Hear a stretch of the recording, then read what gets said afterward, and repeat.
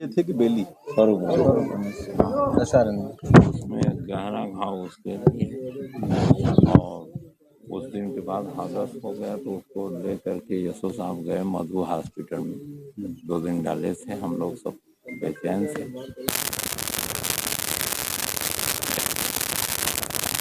हटाओ, जल्दी से हटाओ।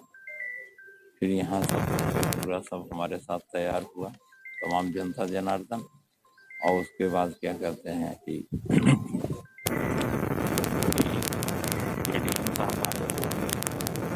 सब मांगे होंगे जो भी।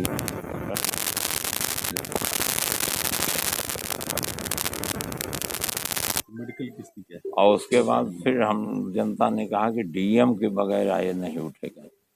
तो डीएम साहब आए, तो डीएम साहब ने सभी मांगे, जिसमें हमने कहा प्रमुख रूप से इनके जो शस्त्र लाइसेंस निरस्त किया जाए, हम परिवार को शस्त्र लाइसेंस दिया जाए, नहीं हत्यारे किसी की हत्या कर सकते हैं आप। प्लस ये राज्य सरकार की जो मकान होना है इस हवेली को ध्वस्त कराया जाए। सबसे बड़ी कमी भैया राजस्व विभाग की है। पुलिस विभाग सहयोग कर रही है, राजस्व विभाग की सबसे बड़ी।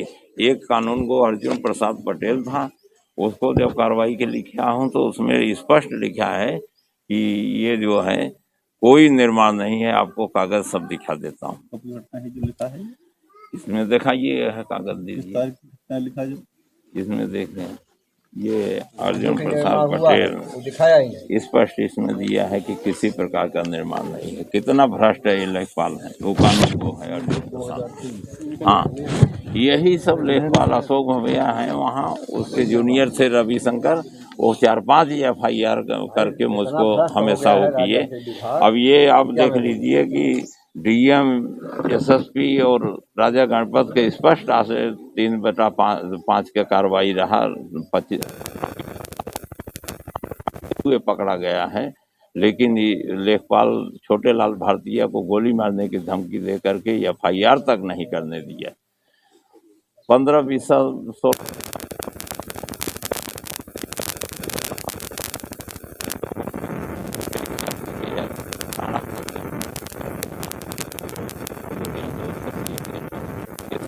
के कब्जा करवाए, तभी से मनोबल बढ़ता गया।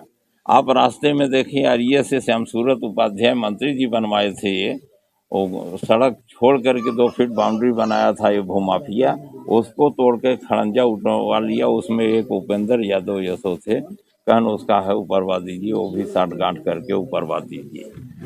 अगर हम बोलते तो हमको कार्रवाई कर देते। इसके बाद मैं भागता रहा। बीच में लोगों, जब राज्य सरकार स्पष्ट हो गया माननीय उच्च न्यायालय के आदेश से, कोर्ट ऑफ कंडम करके तब कराया हूँ।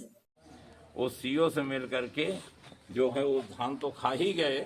4 महीने बाद गुंडा एक्ट में हमें, हमारे लड़की को, इंद्र कुमार को, और जितेंद्र प्रसाद जो मृतक हैं, और गोविंद कुमार, इनको गुंडा एक्ट तक बनाया गया।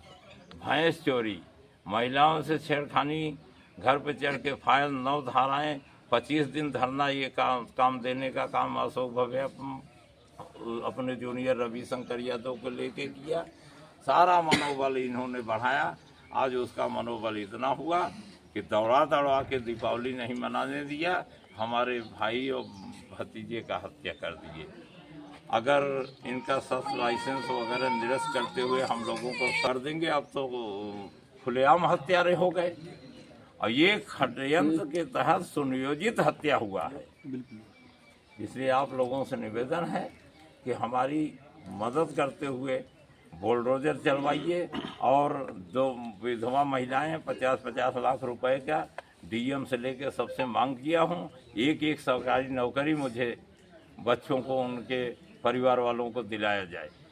माननीय मुख्यमंत्री योगी आदित्यनाथ से हमें मिलने का अवसर दिलवाएं साहब, और इन पे कार्रवाई मुख्यमंत्री योगी आदित्यनाथ के तरफ से बुलडोजर चलवाएं, नहीं तो यहाँ सब लीपा पोती कर देंगे। अभी तो कोई सहयोग शासन की ओर अभी कुछ नहीं।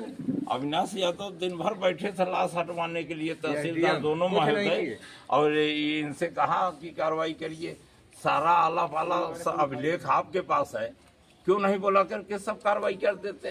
कर ही नहीं अभी भी मुझे कोई उम्मीद नहीं है कि राजस्व विभाग कार्रवाई कर देगा। राजस्व विभाग भ्रष्ट है। आगे हत्या होगी।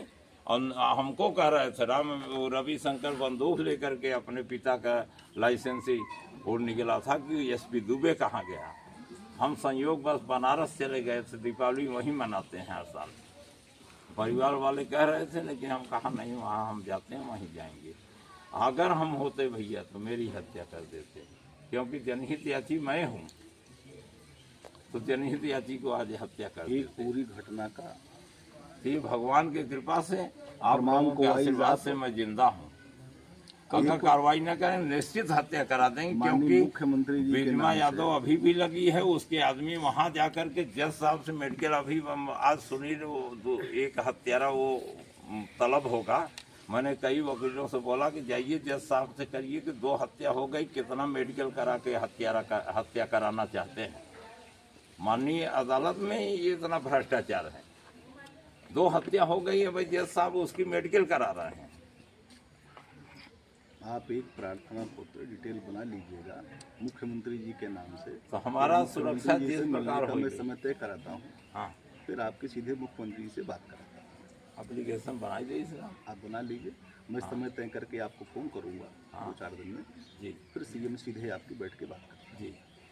पूरा विश्वास है मुख्यमंत्री जी के यहाँ से न्याय मिलेगा। योगी जी के यहाँ न भ्रष्टाचार है न अन्याय है। उनके संज्ञान में कोई विषय आता है तो सबको पता है कि महाराज जी किसी को छोड़ते नहीं है। राजस्व के ऊपर लगातार उनका दबाव है, लेकिन अधिकारी इतने भ्रष्ट हैं ये। जी आप बनाइए और आवाज बुलंद करते हैं साहब इन लोगों के खिलाफ, लेकिन मैं तो कई बार सभाओं में बोल चुका हूँ, ईमानदारों आप की देख चुके सुनवाई हैं। नहीं।